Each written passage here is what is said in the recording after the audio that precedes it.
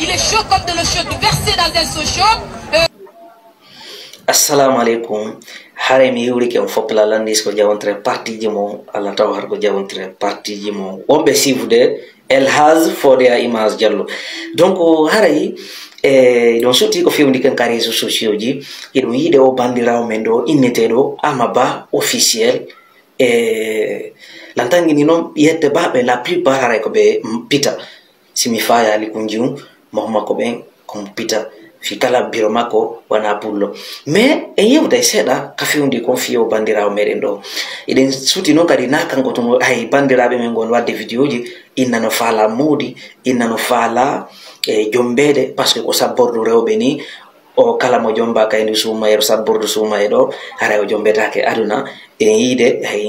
jiwode bale do yaltina o mo fala modi fi alla ne la wona sama kalon a très bientôt na fi dum do ni yewdude yewta hande fi punjum do Amaba wondeji gon ton en jippoto ndare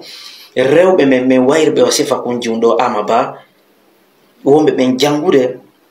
e marbe be niveau et talent yewten fi mabbe okkembe valeur payden bantugo fi mabbe tambito de be jonindire juude kala yaltitir wona odo jow yaltitir ni haren adday mo janga en nabay mo Canada o wada formation harana innugol tum yiden yidi jiwkum ma hara ko halugol tum piji ko tawta alda échange est ce que fami jonnon dande ko ma pilla ko parce que mi jiwkum o yaltido de wotere valeur makon courage makon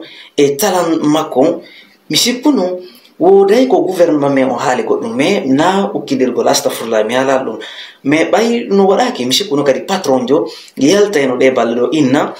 joni mi yetti financement jimku ko mako joni bourse fi yawgol France laneta étude makon ma ara Canada est-ce qu'on famille fi yo jangu parce que odo sof wallitama o jangi o burido o wadi formation o burido annalla fop anday ko boni anday valeur makon anday golle makon parce que den sutti mako be won modon juinde mena bi mo labe o yi mo wadede kambe manaji jawra jolda mendas be yuri jinku mas be ala yuri jinku mais apparemment jinku ko mari courage mo wawi wadde reportage makko tawata Guinée fof no fala en akkita tum parti ngotum gentoden.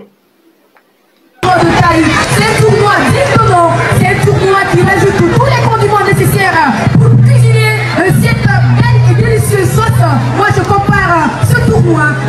je confronte ce tournoi à du Lafili, à du Maraoulani et pourquoi pas du Fouti, parce que c'est le Lafili qui est comporté, c'est le Lafili qui est mangé par le peuple de Guinée. Et ce tournoi, il est exceptionnel mon confrère, il est purement guinéen, il est purement naturel mon confrère. Et ce tournoi, il est fait pour les femmes, pour les jeunes filles de la contrée, de la Guinée, d'ici ou d'ailleurs, honneur aux femmes, applaudissez pour nous les chères femmes de la Guinée. Je vous remercie.